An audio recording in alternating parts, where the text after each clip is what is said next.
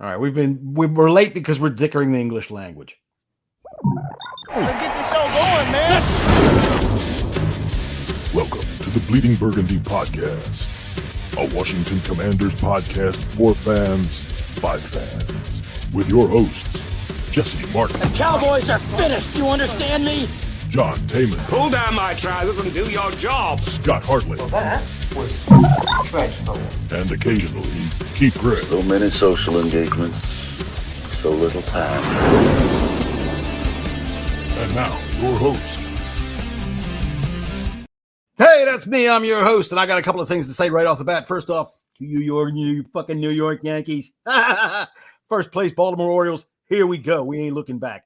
Number two, our buddy Keith, he's got big time social engagement tonight, but we want to say a shout out to him and a happy birthday. Maybe he has a chance to come on in today. Other than that, I'm going to say hey to, I got it wrong this time again. I got it wrong again. There he is. Jesse over there. I don't know, man. It's always backwards and mixed up for me. So, how you doing? It's Friday afternoon. Here we are. All I can say is thank God it's Friday. You know, the only thing about today being Friday is that it's May the 3rd, which means tomorrow we get all those fucking god-awful Star Wars. May the 4th be with you. Don't fucking do it, okay? Just don't do it, all right? There's nobody left on your goddamn friends list that thinks it's cute anymore, including your Aunt Tilly, who just joined last week. I do. I'll be Anyway. watching Star Wars tomorrow. I like some Star Wars. And by the way, we'll talk about that in a second. But before that, I want to say hello to our own Aunt Tilly, Scott Hartley.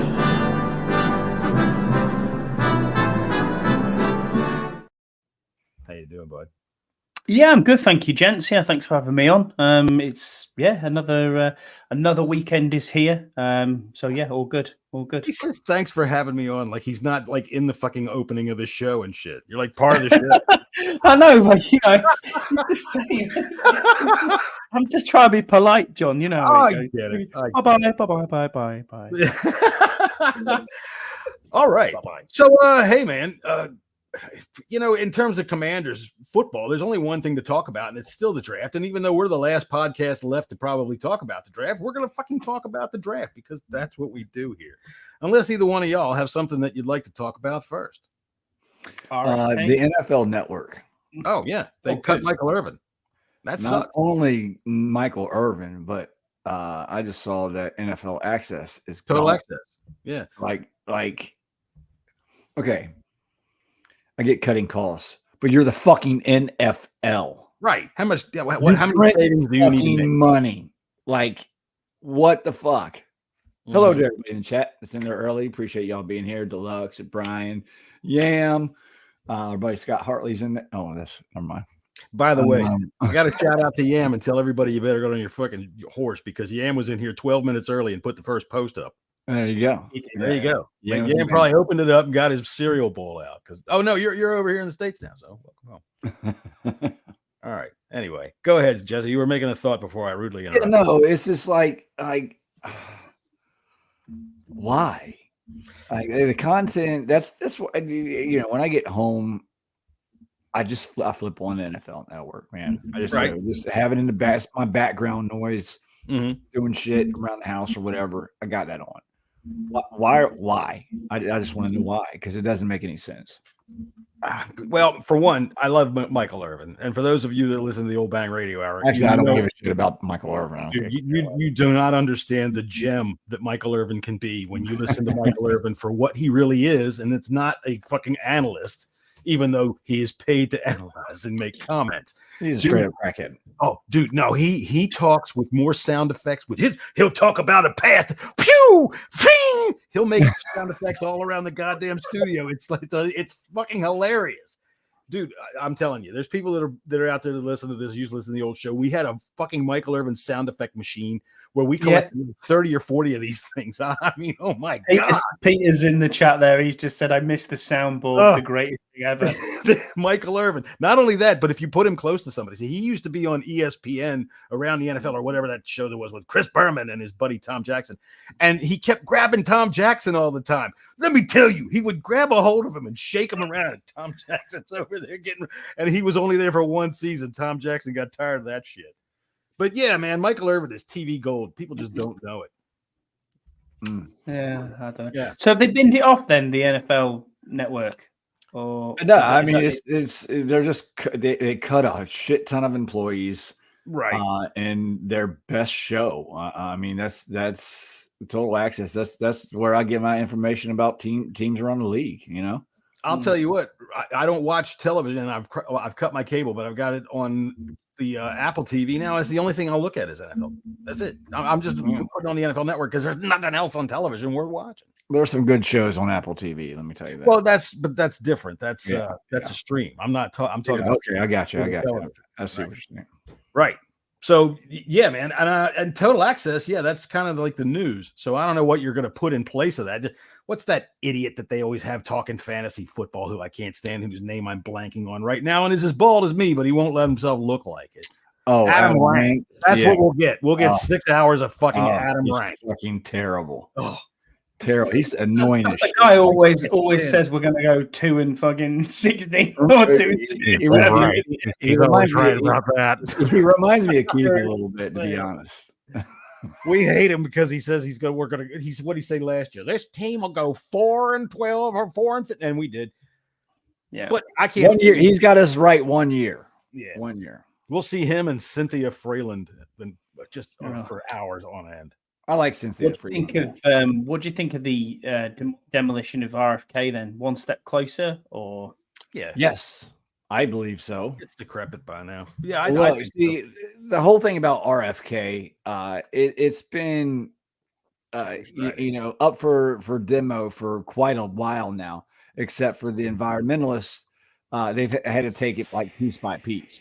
Well, now you can just take it all down, and that is a step in. I mean, before they build a new stadium there, you got to take it down. Well, yeah, you got to take it down, and frankly, they should build tell you one what, more though, bridge across that piece of water there, and unless they already. if I was an asbestos contractor, money. I used to do You're that gonna type of love work. I that. used to do asbestos Did you? removal. Yeah. Yeah, I don't know if I'd be bragging about that. We could collecting that insurance money. Jeez. No, there's some serious money in that now. As long as you are protected while you do that job, it is. Yeah, there's some coin in there. Like, Yeah, used to Oh, work for there you a company called Waco, and it was a government contracted company, and I removed asbestos on submarines and Nice. big ass fucking Navy ships Cool.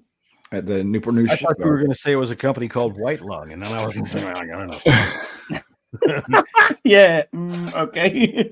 Yeah. All right. So, I'll tell you what. I was on a couple of jobs where they had some guys taking that shit out, and I was not comfortable when they were doing it. Man, you could see shit Yeah, I flying bet. around in the air. Well, if you were safe and we had to go They through the weren't. training and all that stuff, They weren't. They were there to save money. That's what they were there to do. And when you said to them, "God damn it, can you guys stop shaking that shit around?" They turn around and speak to you in another language, and you were like, "Okay, thank you." There's nothing against them, but that's why they're hired, because they're not making a whole lot of money and they don't really care, man. They're just up there doing the job. Anyway, speaking of the draft, we had a draft last week. Did everybody have a good time? There's a draft. Well, I couldn't believe how many people watch TV. That was quite cool, John. And the second and third round, we were on for 3 hours. I was like, wow. The best part about being on for 3 hours like that is I'm no different when I'm just watching TV anyway. I sit here and talk to the computer like there's somebody sitting here anyway. So it's really no difference. I did have a good time during the draft. I thought that we, just as a general thing, I'm going to go ahead. Everybody, where's Pete Sidorni? He's going to laugh at me because I'm going to do things that I used to say were the dumbest goddamn things in the world, because you should look back and say, what do we always say? Ask me in 3 years. Ask me in 3 years how these draft picks went. And frankly, 3 years ago, our entire draft class is gone. So, right. And we were all thrilled. That wasn't a good class. Well, we were all thrilled about that. I think it's the 2020 class, isn't it? All of them have gone. Every Yeah. single one of them's gone. They're all gone. Just mental. And so, the thing is, but we were all thrilled about that. So that's the whole point of why I'm going to be such a hypocrite, because I'm a goddamn fan and Jesse wants to make a podcast. So here I am instead of playing pickleball, and I got some shit to talk about. So where do you want to start? You want to start at the bottom of the draft, or you want to start at the top of the draft? Start at the top. Well, then let's start at the top. That's what everybody wants to listen to. The top. All right, well then we'll go ahead and do this, and we'll start off with Scott and say, Scott, first round. What do you tell me? Well, your thoughts on our first round draft? Yeah, I'm happy. Jaden Daniels, great pick. No issues from me. I was 60-40 Jaden anyway against Drake May. I'm not sure I believe all this bullshit. I'm not even sure I believe all this bullshit about JJ McCarthy was the second quarterback on our board. I don't think I think that's constant nonsense. But yeah, I mean, look, at the end of the day, I was happy either way, whoever we picked, May, JJ, or as we did pick Jaden Daniels. I think mobile threat, he can do things with his legs, he can throw downfield, he's going to come in as the instant starter, and I hope that we have solved our quarterback issue that we've had for the last 25 years. Whether we do or not, who knows? But you've got to go with it. It's a new regime. It's a new GM. They hang their job, and it's all about that. It's like any sporting manager or sporting director. They hang their hat on that one player, and this is what the regime's done. In many cases, yeah, I would say so. I don't know that we would have such a hair trigger owner like we had last time, who also would have run into the room and maybe changed everybody's mind at the last second.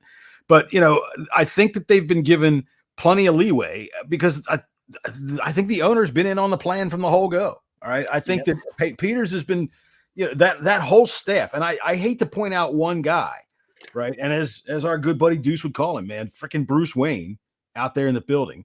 I think the plan involves all of them. And because of that, I don't think that we have to worry too much in that regard. But again, ask me in 3 years. I hope you're right about that. Yams just brought a great point up there, saying one of the best things about the pick is there was 0 leaks. Absolutely, 100% agree with you. Yeah, that was deluxe. They even flew in every other. My apologies, deluxe. I don't think Yam likes the pick too much. Well, no, I don't think he was a big May guy. He was a big May guy, wasn't he? So yeah, and everybody who listens to this podcast knows my feelings on it. I had changed big time. I mean, I think week to week, I got closer to Jaden Daniels. I mean, I still was more of a May guy than a Jaden Daniels guy, but I'm perfectly fine with this pick, and I'm happy for this pick. It sets our franchise up for hopefully. And I would give it a 50% chance of this working out, just because of how good and talented this kid is. As long as we can protect him, and as long as he can stay healthy, it is because the talent is there. There's no denying that whatsoever.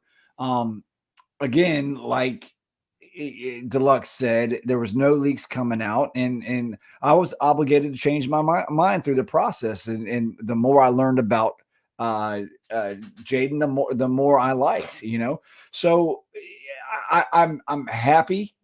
They seem like they're content with this draft. I think they're really stoked about this draft. And as far as the first round pick, I mean, I don't think I could be happier. Well, Deluxe is happy because they're happy. As long as they're happy, Deluxe is happy. Look, I'll tell you what. Let me put myself back up where I belong so my son doesn't know who he's looking at. Hide that real quick. Look, I'll tell you what. I like it. I like the pick. I picked out on Jaden Daniels, I don't know, maybe about a month ahead, which doesn't mean I know anything about what the fuck I'm talking about or I'm trying to predict the future. But he was the one that I kind of liked. And, all of this stuff about injury, this is flukes. It happens or it doesn't. His size really doesn't make any difference. Unless I miss my guess, Sam Howell got hit a little under a fuck ton last year, and he never got hurt, right? True. He never got hurt. The times that we saw Brissett coming in was because they just wanted to change because frickin' Bullethead didn't know what to do with the offense. All right, so I like that. The one thing that I think sticks out to me is that Jaden Daniels, when they brought him into LSU, is this virtual reality. You've heard about this? Yeah. They gave him this the Oculus headset. Yeah, it really helped him. They said to be able to visualize what he was going to see and what he was going to do. And I tell you what, I hope that we are forward thinking enough to be able to bring that along with him, because if it helped him out so much to be able to do what he did last year, how would you leave it behind? You drafted it too, right? As far as I'm concerned. Look, the headsets, John, are minimal. I mean, we've got them at my work. They're not expensive. You're talking How many touchdowns do you throw at work now? Do you start I'm looking into getting no, I'm serious. Have you cut down your interceptions? Yeah. I'm good. Yeah, it's fucking idiot. Mister, I'm not fucking. It's Friday night, and I don't have any humor. I haven't, no, but no, it's good, man. They're about $1,000 all told for a couple of headsets, and the package that you get with it. It's chump change. And if that is going to make a difference, then, great. What I did like to hear was, I think, Jesse, you brought it up as well before, was the fact that, LSU changed the times of getting into the facility, so that Jaden could get in early. And look, if that's the way he's going to do things as a professional and he's going to run it that way, he'll be one of the first guys in the building. We know what Cliff Kingsbury's like as well. He early riser in the building, early doors, watching film, all that sort of stuff. It's only going to be better. And the supporting cast around him, if we can put the supporting cast around him, John, like you said, it's going to be all right. He's going to have to take his lumps as well. He's a rookie. Everybody does.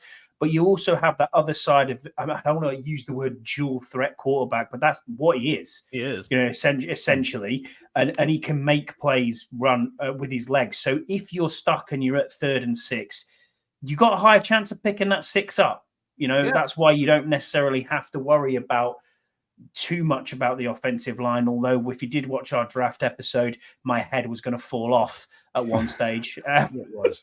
Thankfully your wife came back in and put the freaking super glue around your neck and helped absolutely. I learned this and good evening, Burrows. Andy, you want to come in here? The Closet He-Man fan. Only a couple of us will know what we're talking about there, but listen, we don't need to know. We can.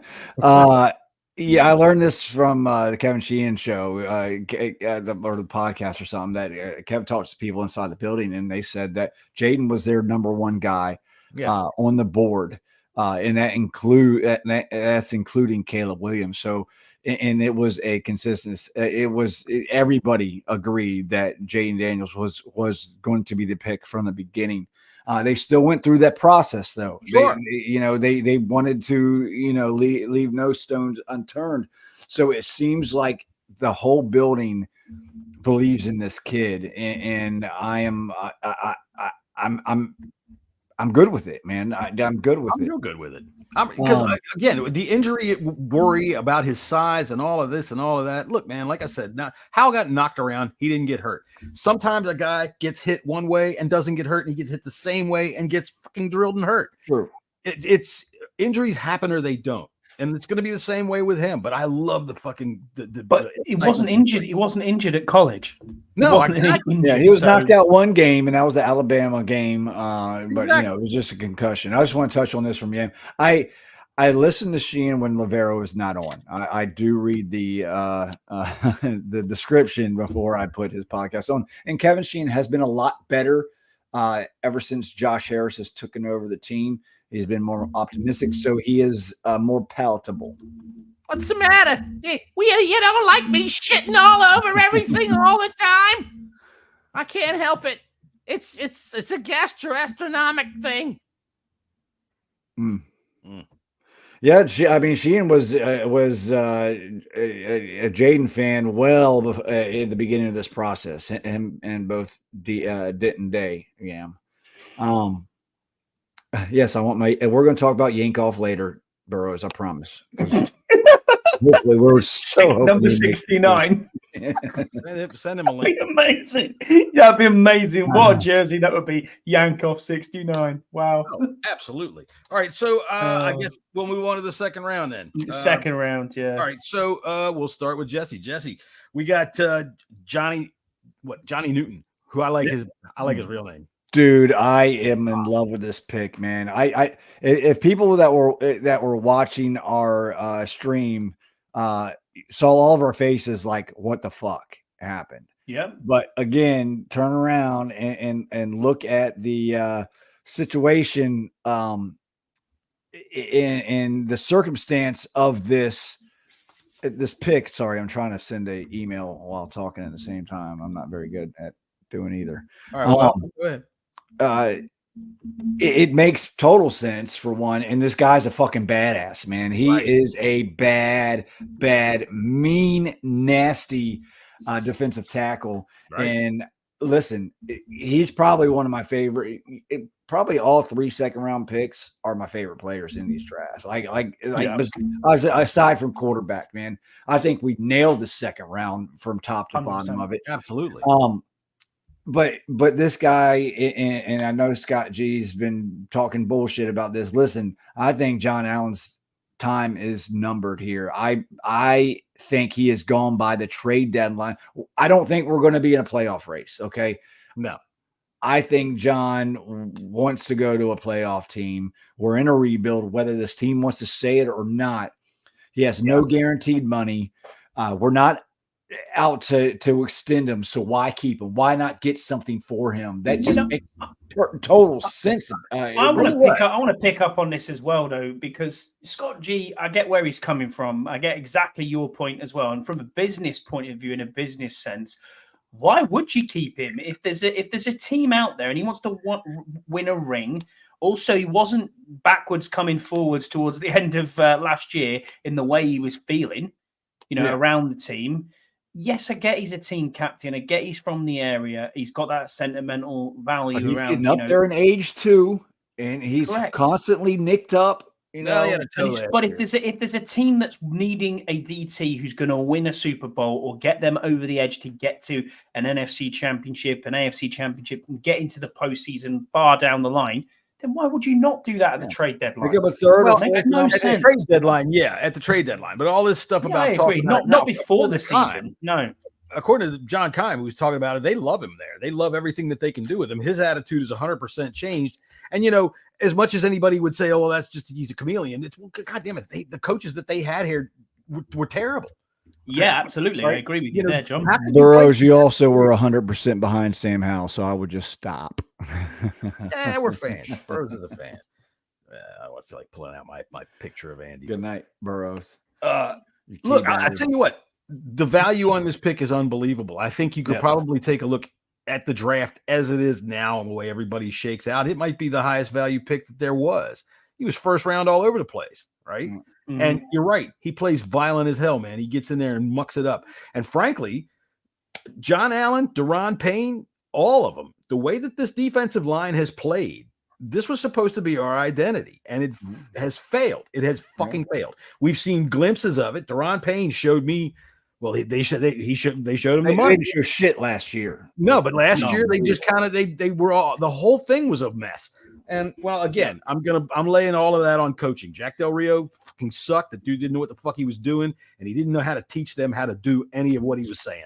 So that kind of stuff is crazy. When you see Jack Del Rio as a person outside of what football coaching is, you realize that reality is not a fucking strong suit with that guy. So I'm not surprised that John Allen is feeling a lot better about his prospects this year.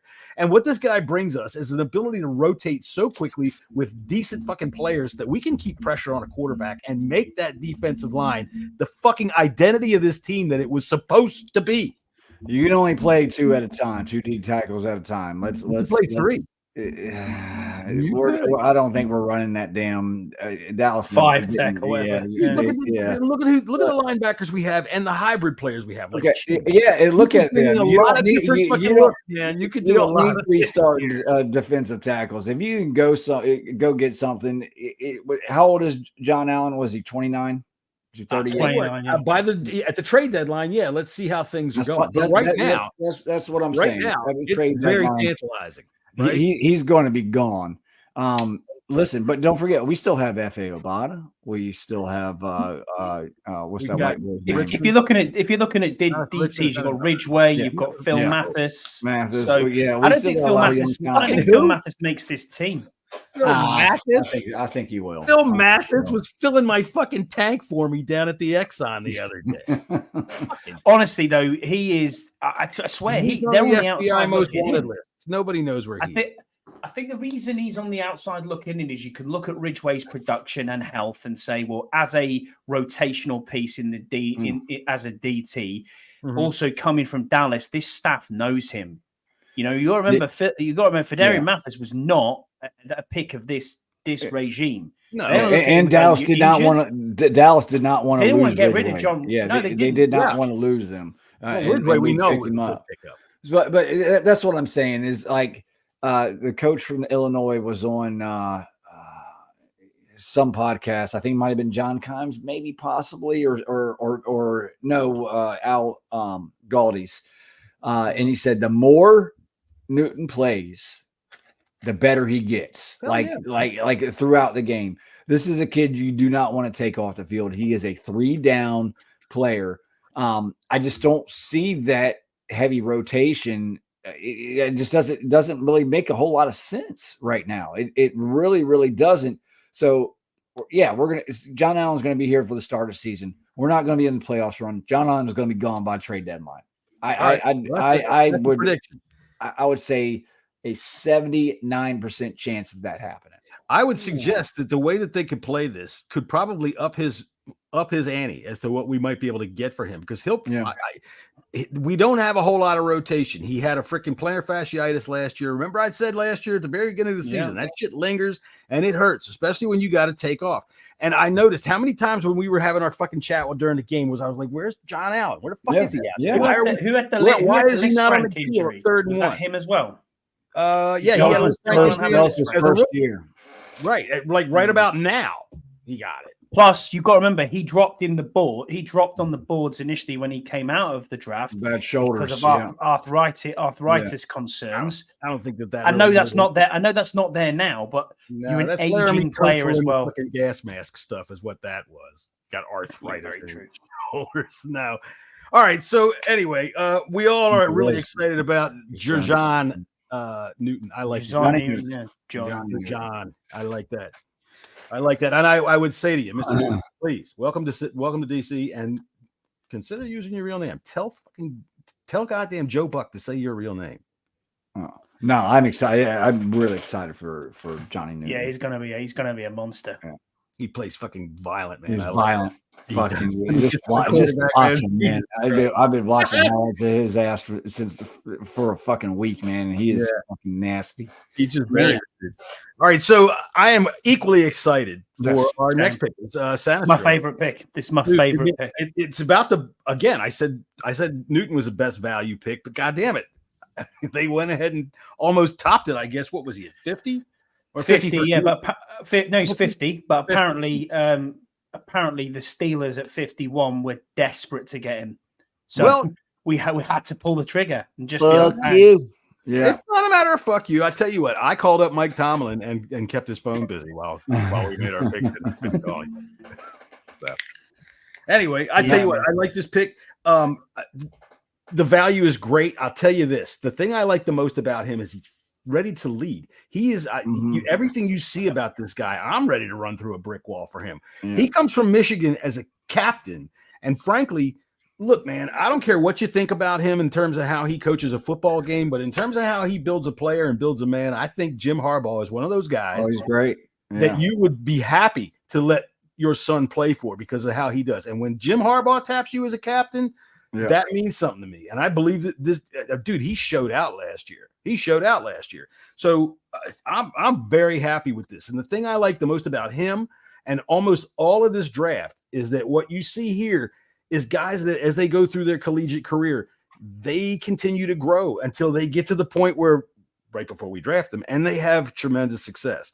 And that I like, man. This draft really makes me happy and excited because of I'm a fan for one, but for two, we had a plan and I think we're sticking to it. We had a lot of roster building to do and we got some good pieces. Scott, go ahead, Jesse. Go on, Jesse. No, go ahead, Scott. You can go. Yeah, I mean, winning breeds winning, John, as they say. Right. You know, and this kid came out of Michigan as a wide receiver, 2 years at wide receiver. He's only played the position for 2 years, you know, as a DB. And 33 games at wide receiver.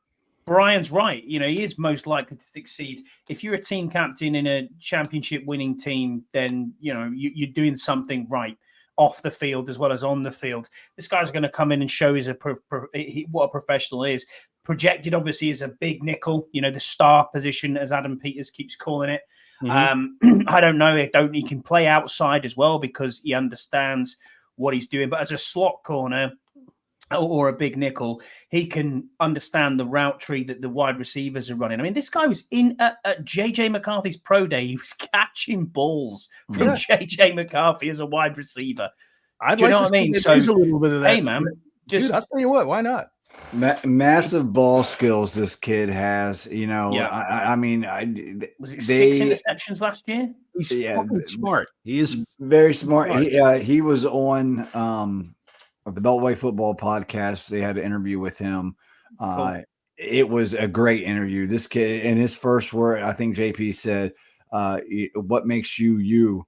Or what are you bringing to the Commanders? And the first thing he says, "I am a leader." Straight up. That was the first words out of his mouth. Very, very smart guy. I mean, he's very well spoken, very smart. Told the story how he ended up, going from receiver to defensive back.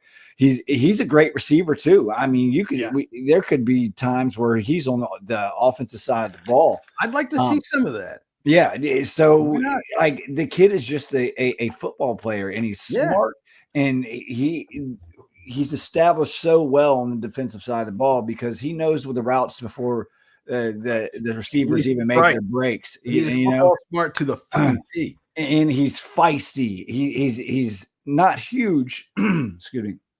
He's not a big guy, but he's feisty, and he will stick his head, in there for the tackle. Yep. And like, look, I think Forbes is going to have a bounce back year. Like I was looking at, I think BlizzKids put out a tweet today, with some Forbes highlights, and just saying that he wasn't as bad as everybody makes him out to be.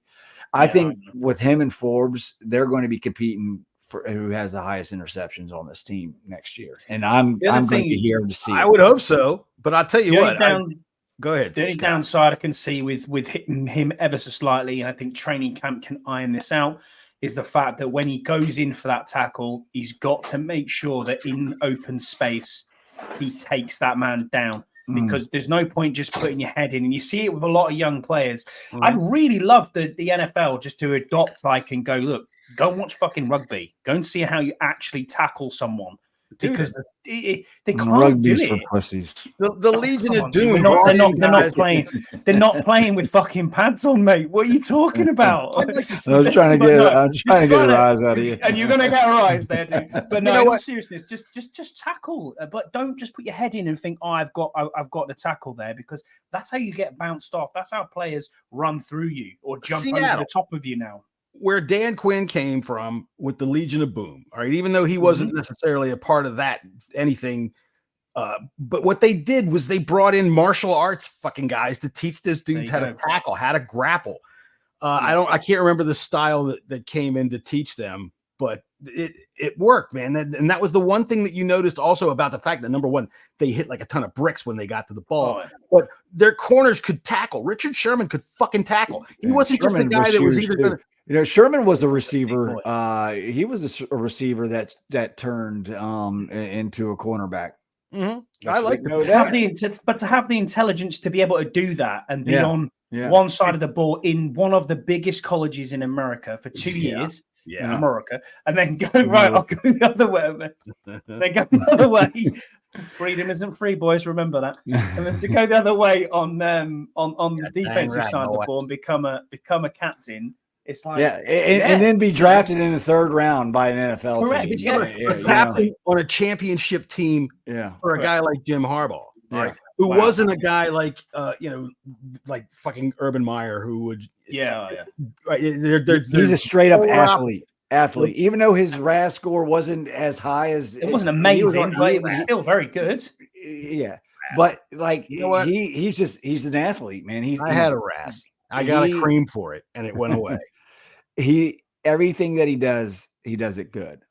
Well, that's what again, you look at the players that we've drafted all the way through this draft, growth throughout their career, You can say all you want about Jaden Daniels being a one-year wonder at LSU, but he had growth throughout his career, and then he took off there. And he had a lot more. He put 2 fucking wide receivers in the first round. I'm going to quote my friend Ken Johansson on that. That's a good question, dude. And speaking of Kenya Hansen, he had a comment about Forbes the other day. Yeah, and he thinks the dude's not even good enough to put in a horse trough. I could not disagree with Ken more on this. I do. I disagree with Ken. I agree with you in a way, and I'll tell you this, because Deluxe put this out earlier. Hot take: Rivera and JDR weren't bad coaches. The staff was under them was terrible, or excuse me, the staff under them though, ugh. And I got to tell you, Deluxe, we almost sent security over there to talk to you because look, yeah, they probably would. Rivera, I don't think really did much last year, especially on the defensive side. And I will say this: when he did fire JDR, that's when Forbes got better. But I think JDR put Forbes in a position to fail by putting him out there one-on-one week after week on an island against AJ Brown. AJ Brown again. Right, and it's like doing shit that he's not good at. He's not a straight up man corner. I mean, he can play some man, but Forbes is his own corner. I mean, period. The thing I saw about it that I really am leaning away from where you are on this was how easy AJ Brown was able to just get to the top of the route and just flick him, and he goes 3 and 4 yards. AJ Brown did that to everybody. I know everybody, but it doesn't. You don't even need to fucking. I mean, he just boop, and excuse me, we're going on the camera here, boop, and off he went. I don't think he can put on the mass that he's going to need to. That frame, I don't think it can handle it. It could barely. I think he's going to be a turnover. He's going to be a turnover machine this year. Oh my god! What the fuck was that? Somebody dying? My dog just got surprised. Hold on. That didn't sound like no dog. All right. Well, now John, what's going on at John's? Is it like Joseph? It's like Joseph Fritzl's basement over there. What's happening? John's gonna go save a life or something. I don't know. Or somebody's got chained. He's got chained up down in the basement. Just got out. Joseph Fritzl's basement. Yeah. If you don't know who Joseph Fritzl is, Google search. It's always fun. Do that. It's time to throw some food down. Don't do that. Anyway, no, my dog was sleeping and so anyway, whatever. Fuck it. He's shut up now. So, hi, honey, how you doing? You just made the podcast. All right, so we're all good on Santa Street. The defenders are fucking terrible. All right, give me one second here. Go ahead and chat amongst yourselves, gentlemen. So next pick, then we got Ben Sinnott, 53rd. I love 53. Oh man, unbelievable. This has been my guy for our boy John Kine. Ben Sinnott. I also heard him on a interview. He was on the Grant and Danny show. I only listened to that show just for that interview. He clarified it. Dude, it's like going into the gay bar and somebody found you there. You know, I'm just here I just wanted a beer. I was thirsty. For the pretzels. I was here for the pretzels. I was here for the pretzels, not the hot dogs. Yeah, that's all there is to it. I mean, he found himself in a gay bar. No, I didn't. No, no. There is. Yeah. No. See, we're gonna have to get one of Jesse was listening to Grant and Danny. No, I wasn't. No. Yeah, man. Great player. But yes, his name is Sinnott, not Snot or Sinnot or Snoot or whatever. Listen, this is a Chris fucking Cooley clone, like to the T. I was listening to Chris Cooley today. Matter of fact, he watched film on Ben Sinnott. He was like, "Dude, that's me." Like. I'm sorry. I'd be happy with another fucking Chris Cooley. If we got Chris Cooley fucking production, like fuck yes, give me more, please. Hell yeah. Well, he was that was a Joe Gibbs pluck. He was 66 on Dane Brugler's overall big board, which when you include all the prospects that were looked at, 578 prospects that were ranked in some way, shape, or form, to be 66th and tight end 2. I mean. Yeah, it wasn't tight end 2 on some boards, but he was definitely tight end 2. I know you were high on him when we were doing our pre-draft. Yeah, 100%. 100%. I'm happy with it. We needed a tight end because we got John Bates is coming up for contract, and you're not going to renew that guy. I'm sorry, you're just not going to do it. I don't think he's been nearly productive enough to do it. This guy Sinnott can block. That I think is the biggest primary strength. He was the best blocking tight end in the NFL in the draft, but that doesn't say much when they're all catchers. Yeah, they're all catchers. That's all right. Amani Rogers coming back. Let's see how he comes back. He's supposed to be the pass catcher, right? Let's see how he comes back. We could have a really nice situation developing a tight end, and you got Zach Ertz to take the pressure off. I trust Chris Cooley's evaluation of tight ends. He's been a lot. He's been right a lot about tight ends in this league. Mm-hmm. I don't really trust any of the other evaluations. Chris was saying like the one thing that he does need to improve on, and it's not necessarily bad. It's just he's going to have to improve on the next level is the blocking. Oh, sure. But like Scott was saying, yes, he was the best blocker in this draft, but that's not saying a whole lot. This tight end draft class was not very good. The two guys that I wanted, like I would have been okay with Theo Johnson in like the 5th round or something like that. What about Wiley? I mean, like Sennett was my guy because I knew Brock Bowers obviously was not even in the conversation because he was going to go, in the top half of the 1st round. Where did he go? The Raiders. Who did you say? Yeah, he went to the Raiders. No, Bowers. He gets the Raiders. Bowers. Yes. Okay. Yeah. No, with the Raiders. Yeah. 18th, but listen, 18th, whatever it was, 17th, we got the second best tight end. We needed a tight end. We had a hole at tight end. And that just go look at some of this dude's highlights, man. He makes some crazy circus catches. That's fine. I'll tell you what, blocking can be taught. And I think that you're not going to renew John Bates next year. And Zach Ertz very unlikely will be back next year. So, yeah. Yank off at number 69. Yeah, yank off at number 69. He got away from, he got away from Eric Bieniemy before he got taken away first. All right, so we're going to move on to the offensive lineman, Coleman. Oh, thank God. Yeah. Coleman. Oh, I mean, I don't know if that's a good thing or a bad thing. Go ahead. Let's hear No. I was going to say this was the point when my head was going to fall off. I was thinking you have to get an offensive lineman at some point. I'm really impressed with what Brandon Coleman brings. Looking more at the tape, looking more back at the write up on him, what was going off. I mean, he was offensive lineman 9 overall, but that's guards and tackles. I mean, yeah, he's played guard last season, but the season before he played every single snap at left tackle and was in the national championship game at correct against 1,500 snaps overall. And only 3 sacks in his entire collegiate career given up. Yes, the only issue he has got is he's slightly smaller, but his wingspan is massive, John. He is the same size as Trent Williams. Yeah, I tell you that. Yeah.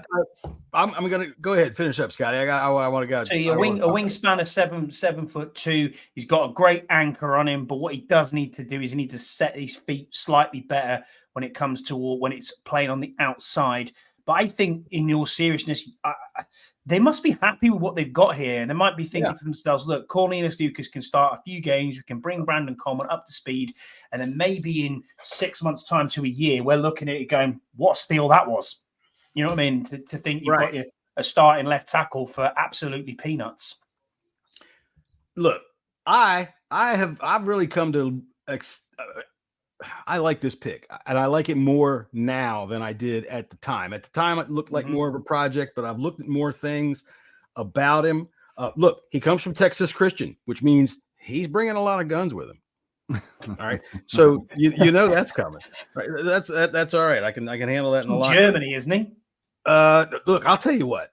I'm going to go ahead and give it up to Jamal over there at Trapper Dive. I was watching their breakdown of him this week, and really well done. It showed mostly just positive things, and I'm sure that there's negative things, but he was talking about him playing left tackle, and there were some things that stood out to me. It was number one, his feet aren't that bad. All right, he's good with his feet. He sticks to the guy, man. Once he gets a hold of the dude, he'll stick with him and run him to the outside. But man, that fucking left hand that he comes out with, that jab that he comes out with is a shocker.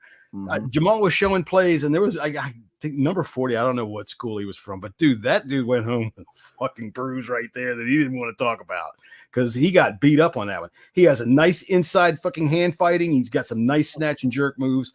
I'll tell you what, I think you're right. I think Cornelius Lucas probably starts a few games, or we sign another stopgap veteran. But I think they think he can start. Yeah, I 100% agree with that. And Peter in the chat, I agree with you. He might be the most important pick in this draft. He is our starting left tackle of the future. It's him and Jade, man. I'm tired. I'm sick and fucking tired of people coming on social media, calling in radio station and saying that we haven't done anything with this offensive line. Yeah, we are have. you fucking like? Are you insane? Like, there's been multiple changes on this offensive line. The only thing that we have not changed is Wiley. And if you actually pay a fucking attention, and Cosme, obviously, Cosme was already there. Cosme was fine. Cosme was doing well. If people pay attention, the second half of the season, Wiley played a hell of a lot better than the first half of the season. Mm-hmm.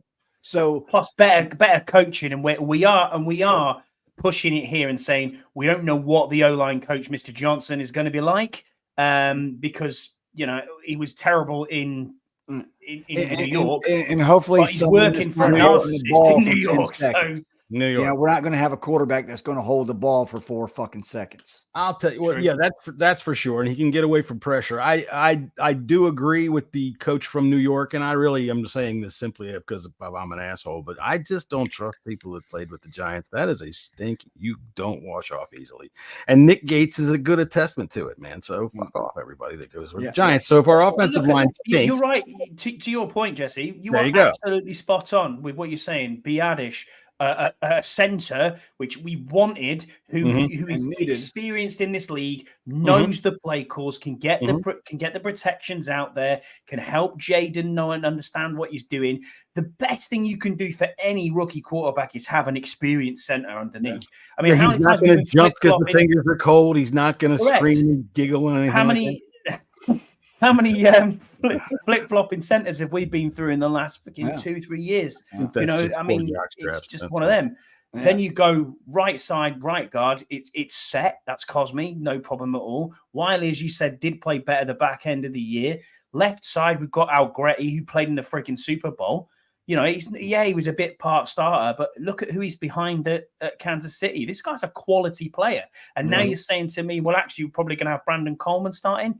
We haven't changed the offensive line. Well, we have. We just need depth. We've changed 75% of it. The 75% that was fucked up. Yeah, like again, we got to be cautious with Wiley, but again, he played a hell of a lot better the second half of the season. Yeah.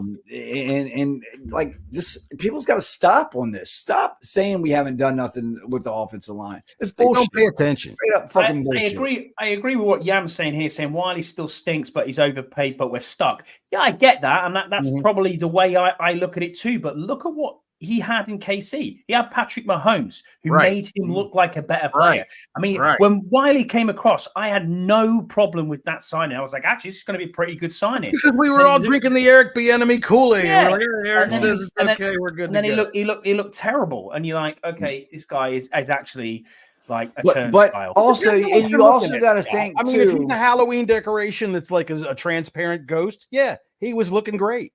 Look, every offensive lineman, every offensive lineman gets blown up. Yeah, of course they do, because defensive ends and defensive tackles are getting faster.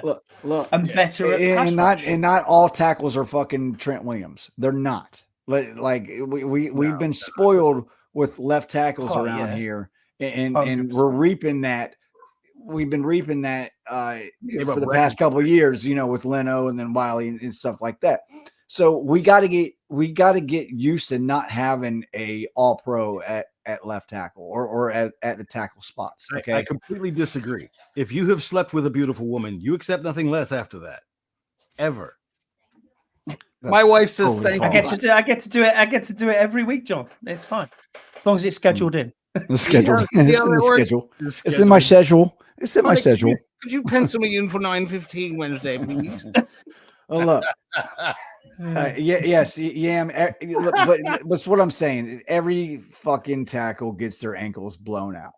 It happens. 100%. Okay. Right, well, but what we have on our side now that we did not have last year is B, coaching, and A quarterback that's not going to hold the ball for a fucking minute. There. Yeah. Well, we hope not. But at the same time, have we drafted any players that are coming off any major injuries? That used to be one of our hallmarks. No, that was. This was on the scratch and dent shelf. Look how well we can get it done.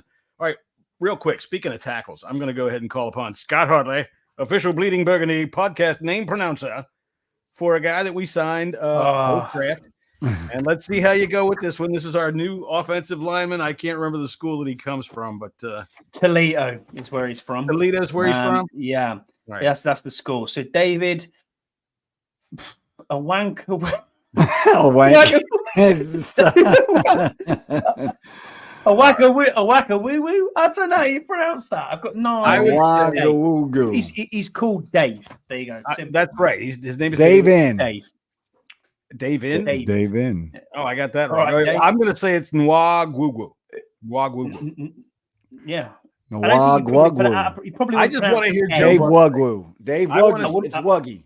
We're going to call. I want to hear Joe Buck say it. That's all. Coming in a tackle for the Commanders, David Nwagwugwu. I just want to hear that. Now Goo. Okay, cheers, Paulie. That makes no sense. I don't know.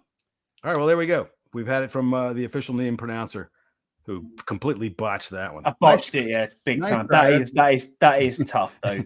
I think we need to revisit. We need to revisit this name Dave. pronouncer. That's Big Dave, our left tackle. Yeah.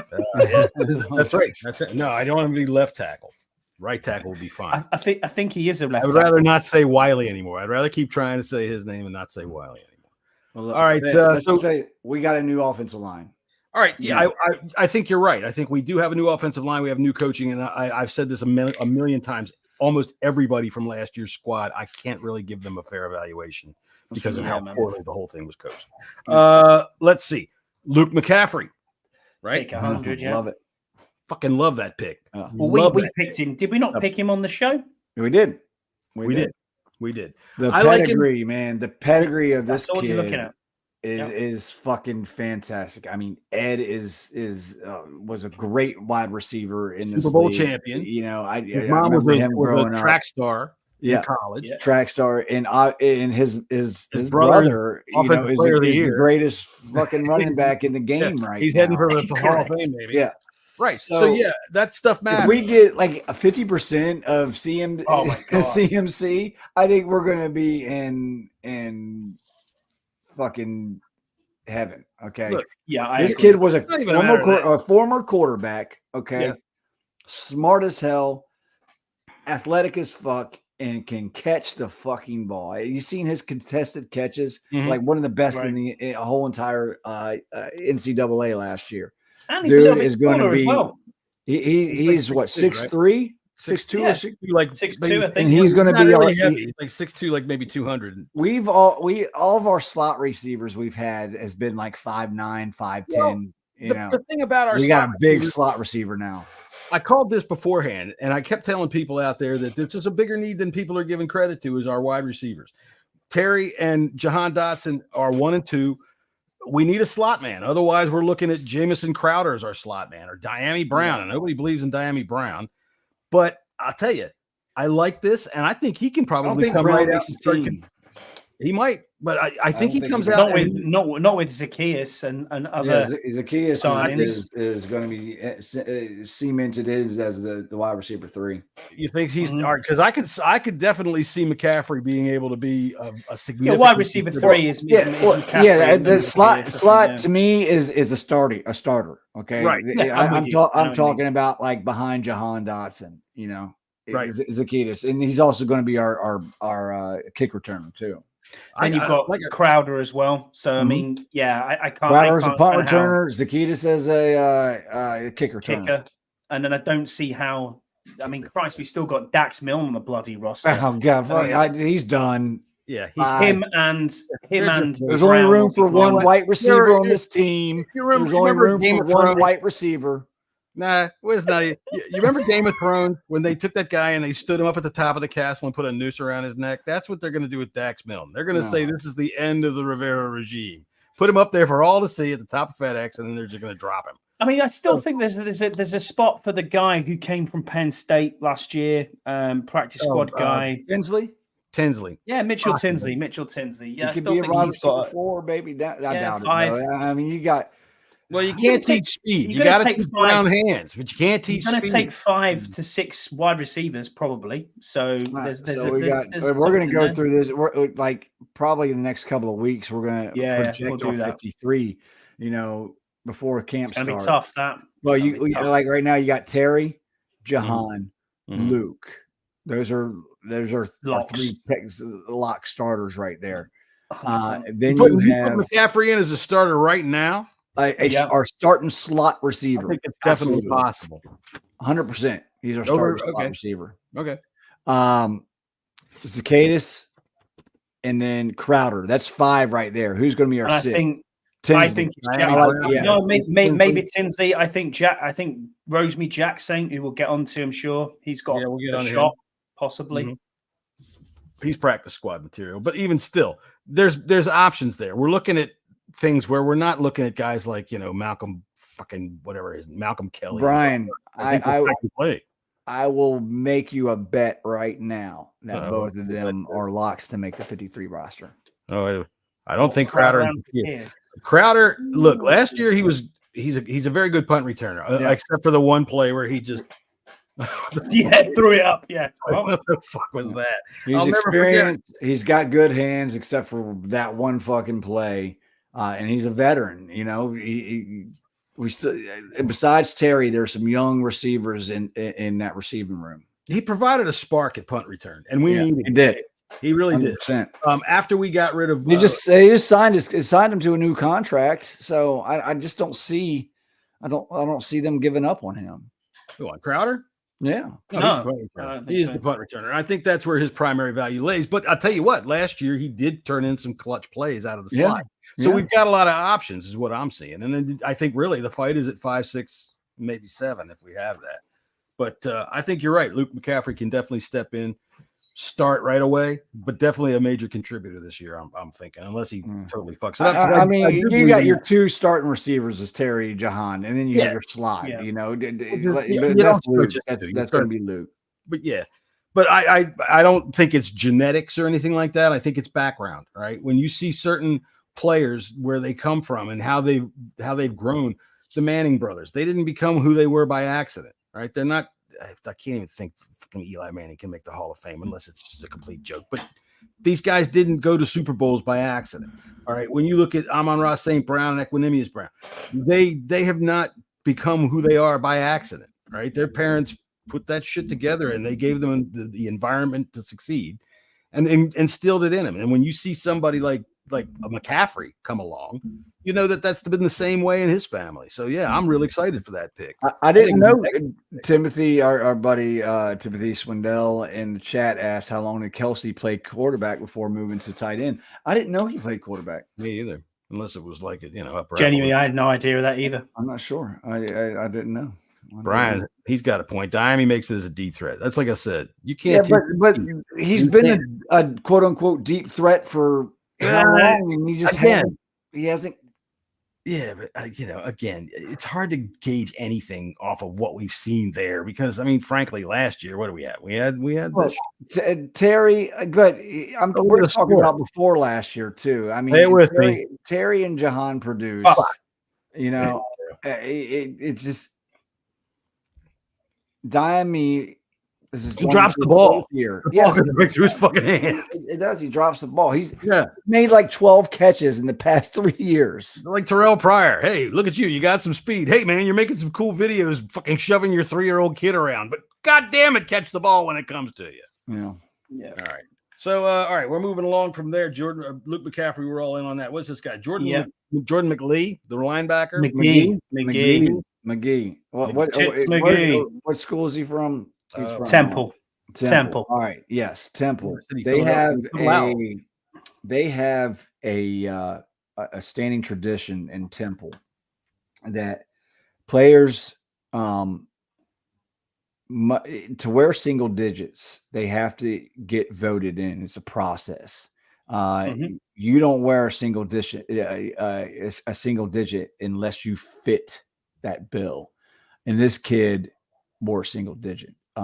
You have to be 1, good, 2, exemplary leader on and off the field.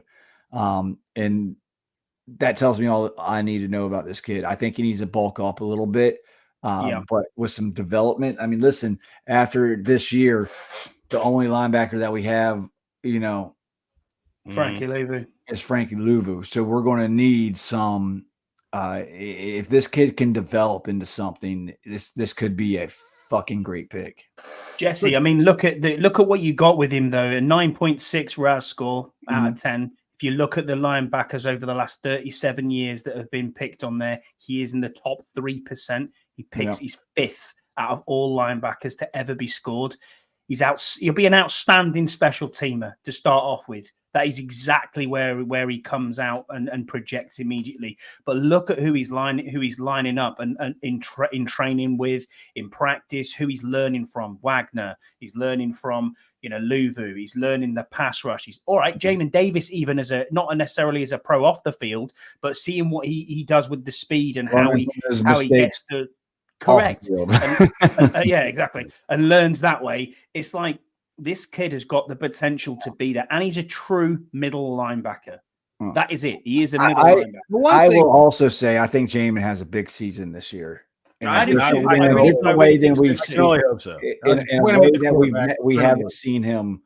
He's going to have a different role this year, and I think it's going to be attacking the quarterback. It has to be. I mean, Peter's occasionally makes a nice tackle out in space, but mostly, he is point at the quarterback and go. Peter's nailed it in the chat there, John. He said he's a depth piece this year, but he's going to get a hell of an education from Wagner. I hope so. One thing I noticed in a lot of the film that I watched of him was that he stands kind of flat-footed at the snap. He's reading, but if you gotta move around, you gotta get going. I'd show him Mike Singletary. It's that process of I've got to get that now in my head. And you see a lot of middle linebackers doing that because they're reading the play, Not flat-footed like that, and you better because head on a swivel because it's the NFL. It goes a little faster than where he ran a 4.43. He's fucking blazing speed. It's fast. But it really means nothing at what I'm trying to talk about. In the NFL, fastest 10-yard split out of any linebacker in 8 years. You stand there flat-footed trying to diagnose things. You're going to find it. I get it. I understand where you're coming from, but right, that's what I'm saying. Because Temple, what are they playing? The Big East? I don't even know what conference they play in.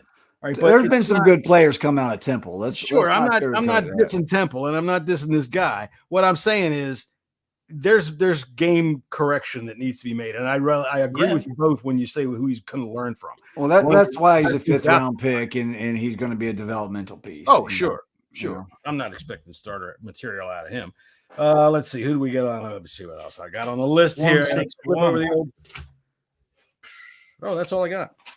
Dominique Hampton, free safety, Washington. Dan Hampton, another value pick. Dan, you're just making these names up. It's Dominique Hampton. Tom Hampton, Dan Hampton.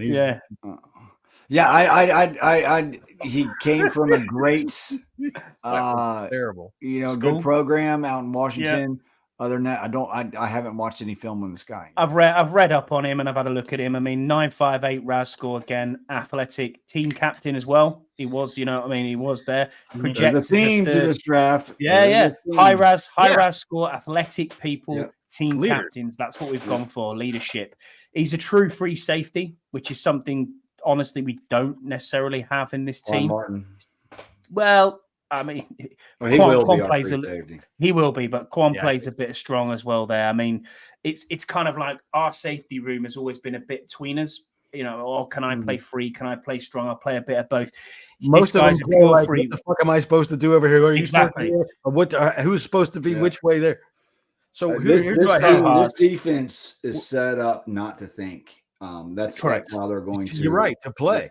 They're going just to play. He's going to project as a third safety on most teams, is what I've read. So developmental piece in depth, man. I mean, we've seen guys come from this deep in the draft from clowns that were drafting that have turned into the quality pieces. So I don't, developmental piece. Some guys are quite obviously that, but this dude, again, high value pick. We've got Forrest, Butler, Reeves, Quan, and now this guy. Did I miss anybody? No. Jeremy Chin. Oh, Jeremy Chin. He's kind of a hybrid. But Jeremy Chin. So here's the first thing I'm going to say. Percy Butler. It's Friday night. Best be practicing, brother. That's true. I think I was really, really high on Percy Butler coming out. I could even. But listen, people don't want to hear this, but Force needs to step up his game too. Yep. I think he can. That's the thing. Last year, he looked confused. Dude, we were sitting here together watching the fucking Bears game last year, that debacle of the Bears game. And I said right to you, at that touchdown pass that was like the third touchdown pass of the first quarter into the corner of the end zone, I was like, look at him. He doesn't know what the linebacker is going to do because the linebacker doesn't know what he's going to do. And he hesitates and moves towards the tight end at the snap, and he gets beat over the corner. And he was it him? I can't remember which one of the safeties was quoted as saying he was handed 4 playbooks. So that at the Percy snap, Butler. God damn it! All we ever used to hear about was communication problems. Well, no wonder. Am I on page 2A? Which one am I supposed to be on? Hurry up! He's going to snap the ball. Which playbook am I supposed to be in? I'll say this You too. can see it. Forrest Butler. I mean, he's made plays. Derek Forrest only sees the field as a strong safety. Yeah, I agree with that. Where'd you put Chin then? Quan Martin is going to be our starting free safety. I think I have a feeling that they're going to play. You know, the nickel. They're going to be in nickel most of the time. Yeah. So you're going to have Sinistro in between him and Chin. Okay, I don't see Derek Forrest on the field a whole bunch, but when he is, he's going to be in their base, I guess, and be playing strong safety because Quan Martin's Martin has to be on the field, and he's going to be the starting free safety, all year long. Period. I like him. He hits. I like him, and I'm going to keep saying it till somebody shows me otherwise. He fucking folded. I don't see Derek Forrest on the field that much this year, guys. He seems to also be kind of an odd man out if this guy Hampton pays off. If he's able to step up, I mean, I can see Forrest out there. Even last year he was hurt. Yeah. Just the way this is setting up, though, man. I can't envision him. You know, him on the field with Sanistril and Chin. Yeah, like. Chin's the wild card, I think, because you can move him into linebacking positions. You could play him in hybrid spots. It really kind of fucks with what you're able to do. And imagine me, as confused as I am, how an offensive coordinator is going to be out there in the NFL. But that's why Sanistril comes into this as that star position, as we said earlier. This big nickel type guy, or slot corner, whatever you want to say he's going to be. I think that's where Sanistril's going to play, and then you've got free safety of, as you said there. Jeremy Chin's going to be on the field, man. There has to be. It has to be. He's one of the best. We cannot get away from the fact that this guy was second in running and in votes against Chase Young for the fucking defensive rookie of the year. Yeah. He's an unbelievable player, but people are just sleeping on him and going, "Oh well, yeah, he's a great signing." Yes, he was playing for the Panthers, but so what? So what? They had some. They had some talent down there. Glasses on. Is this defense going to have a free safety and a strong safety, or will both positions be asked to do the same thing, less predictable, easier to disguise? These are things that are outside of my pay grade, Deluxe. I don't know. But. Yeah, man. Yeah, I mean, it's a good question. It's a great question. I don't know. Man, fuck about it.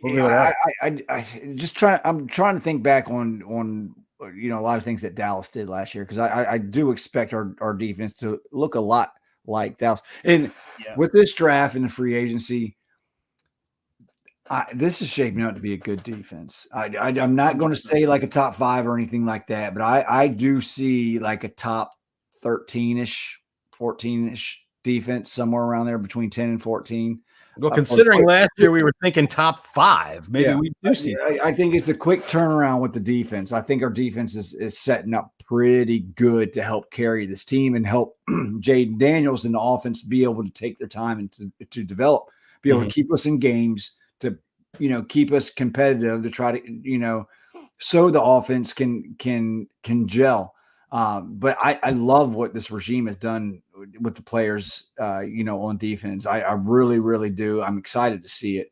This draft, just like they proved they wanted to be competitive right away. I don't think we're going to win a whole lot of games. I'm still, around that 7-8. That's not bad. I'd take that. That's 500 before they change the fucking schedule. I will go out on a limb and say goodbye to giving up 30 every fucking week. Let's hope Yeah, so. 100%. Some fucking reconstituted wood there. I will say this about Sanistril. His name seems like somebody who makes urinal cakes. Somebody whose name I would read while I'm staring down into the or thing. some sort of bad thrush cream. Take Right. Sanistril. That's right. You have a high RAS score? Take Sanistril. Yeah. Rub some Sanistril. Exactly. Now, I tell you what, you spoke up about or diabetes. You spoke up about Dallas, and we're all going to get together on game one. By the way, Freddie, you did the job last year, man. Thanks very much. You're going to do it again this year, and we're all going to get together again this year. And I think I see Big Doug might be trying to come along with that'd be fucking great. That would be freaking awesome. But I had a vision. Oh yeah, but no, hold on, John. Before we get there, here we go. I've got to say there, if Freddie does do the job and we're all together again, which is awesome.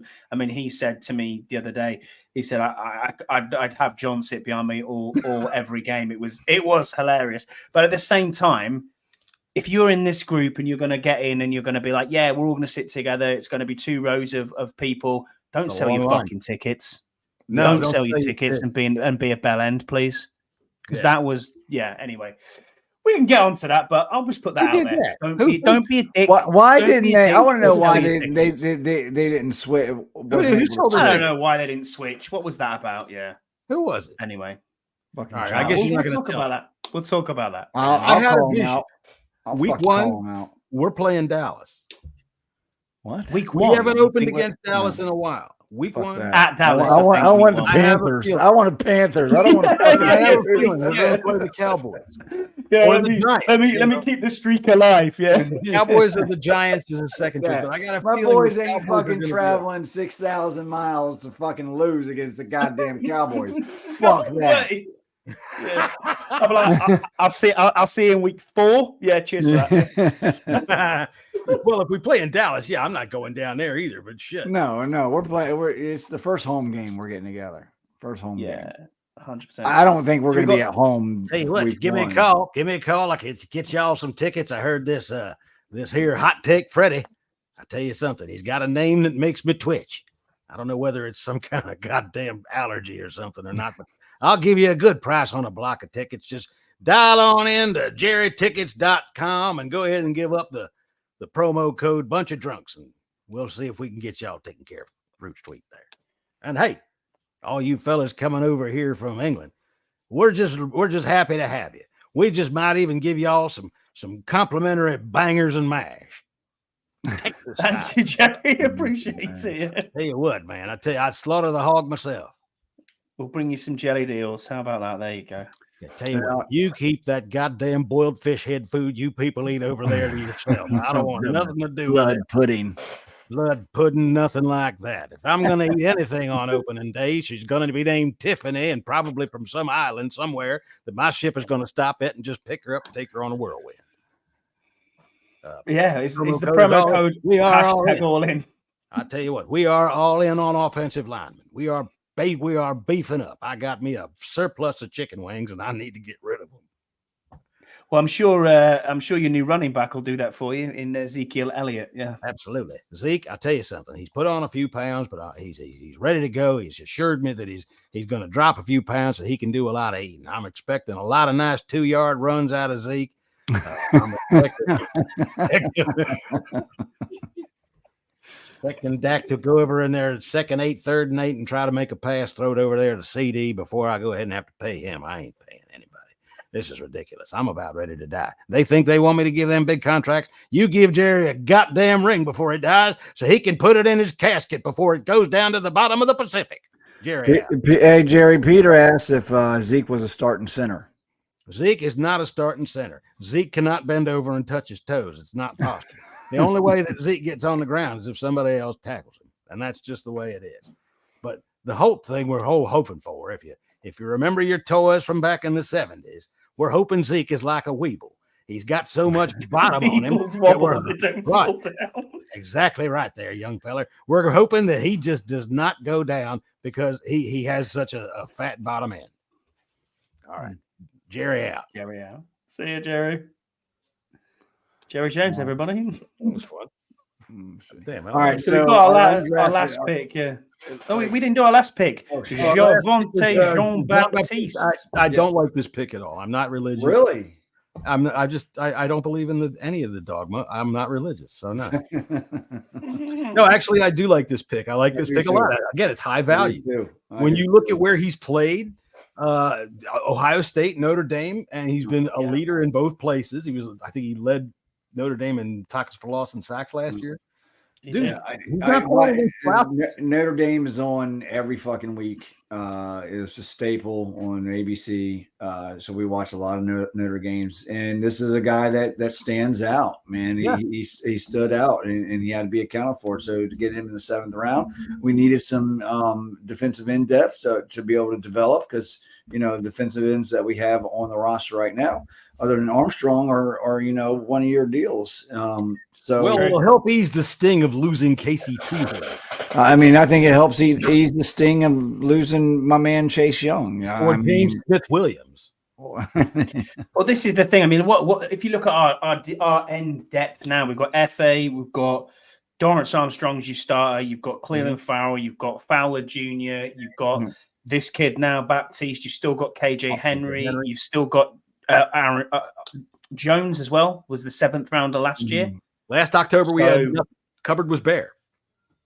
So actually, there's quite a lot of good starting and not necessarily starters who are very good. Yeah. We got depth. We got depth, and we got some talent to try to develop and to see if there's something there. I mean, we can't. We got to hold. Thanks, Peter. Yeah. We got to hold our expectations, but like Peter said, it's a good flyer to the 7th round. Kind of surprised that he was there, but like I said earlier, just watching Notre Dame all the time, he definitely stood out. This was a defensive draft. Like most of our picks were on the defense. They're rounding this thing out. Like just you see them just wanting us to be competitive this year. Good pieces, building good pieces, quality players. And we don't got to go through all the undrafted free agents, but we got a couple of. You got to go with look, the kid from the fucking league. You got to admit that. One that stands out to me is I can't think of it. The running back from USC, Wiley. The running back from USC is Jones. Yeah, Wiley, Austin Jones. This kid, this was a Cliff Kingsbury pick, so he was there at SC last year. This is going to be an interesting pick, man. Deluxe is right. He was projected as a 5th rounder, so quality. I tell you what, though, when you look at the numbers, that guy that stood out to me is that Michael Wiley. I think he averaged 5 yards a carry last year. 1 touchdown every 21 carries. That was the thing. He didn't have a ton of carries. I like 330. Hang on a minute. I wrote it down. 336 carries, 1,712 yards, 16 touchdowns. Plus, he adds up 125 yards or 125 receptions for 12 touchdowns over a college career. That's a producer.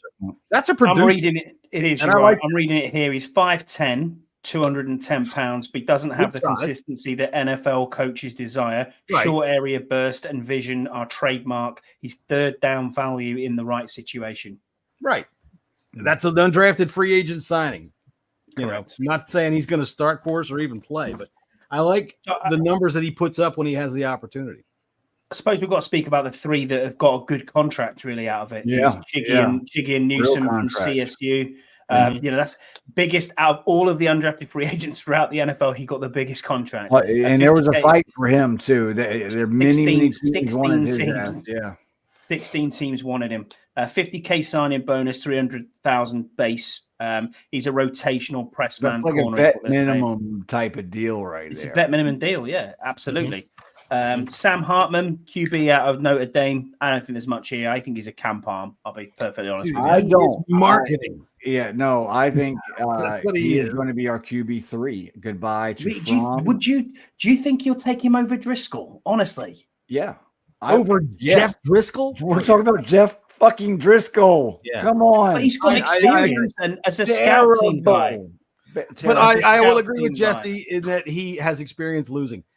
I just said that I would take Driscoll over Marcus Mariota, which tells you what I think of Marcus Mariota. There you go. No, Sam Hartman is he won some games at Wake Forest, man. He did play some really he doesn't have the strongest of arm, but yeah, he's going to be on this. He's going to make this team. He's for the women to bring the only other one we've got. They gave him a real contract.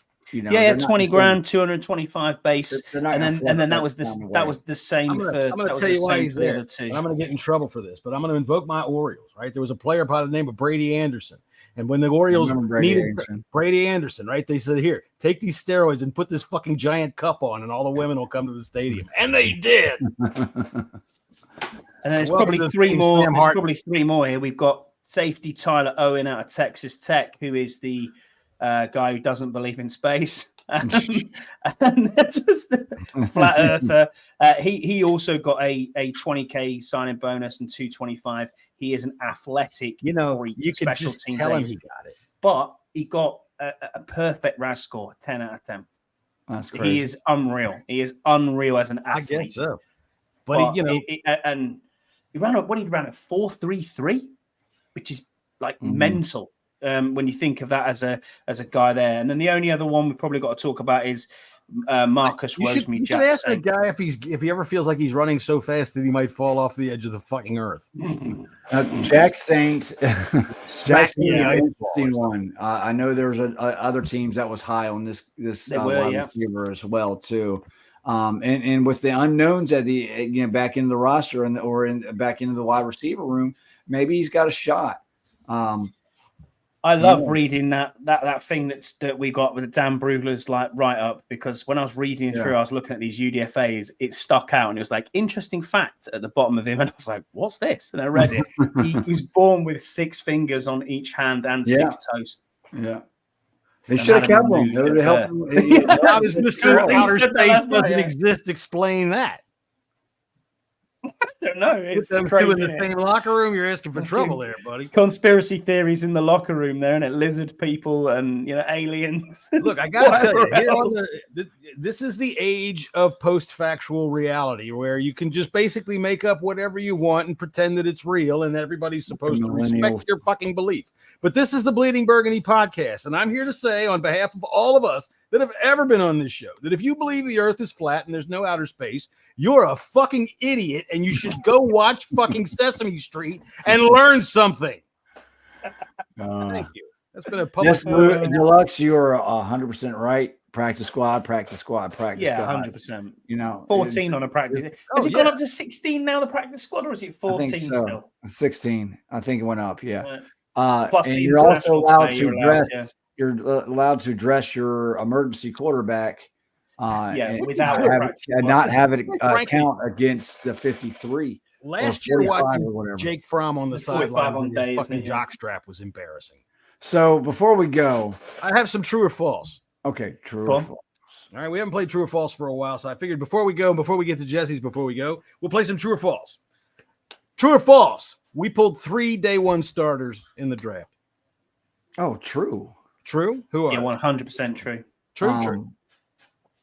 You got obviously Daniels. And that's not Braden Daniels. And that was from last year. You got Sinistral. And you have Ben Sinnott. And Sinnott. Yep. Day one starters? They're my day one starters.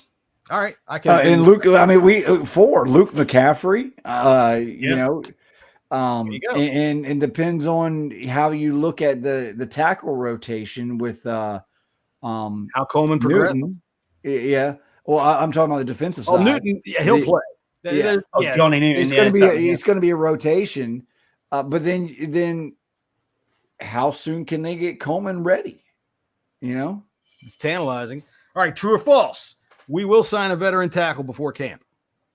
True. False. Ooh, we have some contention. Just for depth. Doesn't mean he's going to start, but we'll get a veteran tackle. Yeah. That could be any man off the street. And listen, I'll take that back. I'm going to say true too. But look, I want to go back, and maybe we can do this next week, and we can go back and look at all the offensive tackles that were drafted. This, in the first round, that run of tackles that were drafted. Let's look at the teams that they went to, and then take a look at their tackles on roster, and let's take a look. Let's take a look and see who could be available. Okay, we can do that. We've got nothing but time. Paulie wanted this question answered before, and he did put it in the chat before. He said, true or false, if the players we drafted with the picks acquired in the young and sweat trades have reaped adequate value? Yeah, I mean, look at what we got for Montez Sweat. It turned into 3 picks. It turned into Coleman, Sinnott, and Saintsville. Of course, we don't know yet. No one's played a snap yet. No one's played a snap high value picks based on the best of opinions, whatever the fuck that means. Yeah. Right. And I don't know why it is anymore, but it seems like whenever I put this music on, am I muted now? It mutes the shit out of me. No, I can hear you. Good. So finally, it's working. We got our music we can play ourselves out with. So true or false? Last one more. We're back. True or false? Not yet. Maybe. Jesse doesn't want to commit. Go for it, man. It's fucking May. We're getting there. We're back, but not back. I know what you mean. The wheel's the right way. Exactly. We're going the right direction. Right. What was your question there to finish off, Jesse? I fucking forgot. Oh, sorry about that. My fault. I'll tell you what. I'm going to bring up that fucking video that's going around of the big fat guy in the back of the goddamn truck being chased by the cops. All right. For one, it's a phony. It's for some guy's YouTube channel, but it's still funnier than shit. That guy can't wipe his ass, can't touch his balls, hasn't seen his feet in fucking ever. And number 3, the best part about that video, aside when that big fat walrus lays down in the back of the truck when they start to peel out, dude, watch the fucking truck tires have to dig into the dirt to go when he lays down. That's the funniest part of the goddamn thing, in my opinion. Good shout, Deluxe. If Darryl Green is back, then we're back. Darryl Green, they say he's back, and you know where he was? Yeah. He was in the fucking neck roll of that big fat dude in that video. You didn't realize that, did you? No, that video was awesome. Trap. That was really good. Really good. Mitchell Rails was on a podcast, and he doesn't do many interviews or stuff like that. He was on a podcast the other day talking about them. They're going to build a Washington Redskins / Commander / Washington football Hall of Fame. Good statue. Wow. Garden. Yeah. And not like a Philadelphia 76ers little fucking desktop statue garden. Well, they're actually going to build a Hall of Fame. So like it's a place where people can come to. Like he wants schools, and they're going to pay for it, which is amazing.